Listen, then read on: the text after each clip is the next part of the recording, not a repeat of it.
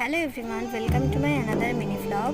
আজকে সকাল সকাল একটা জায়গায় যাব, তাই রেডি হয়ে গিয়েছি। আর আজকে সকাল থেকেই ওয়েদারটা বেশ ভালো ছিল, যেহেতু মেঘলা মেঘলা ছিল। রোদ থাকলে একদমই ভালো হতো না। আমরা ফার্স্টে গিয়েছিলাম আমার ব্যাংকে, যেহেতু আমার ব্যাংকে প্রবলেম হচ্ছিল, কারণ আমার ব্যাংকের অ্যাকাউন্টের সাথে কি একটা চালু হয়ে গেছে বলে প্রত্যেক মাসে টাকা কেটে নিচ্ছিল। তো সেটাই আমি ক্লোজ করাতে গিয়েছিলাম আজকে। ব্যাংকে কাজটা কমপ্লিট করে তারপর আমরা দুজনে পুজো দিতে গিয়েছিলাম।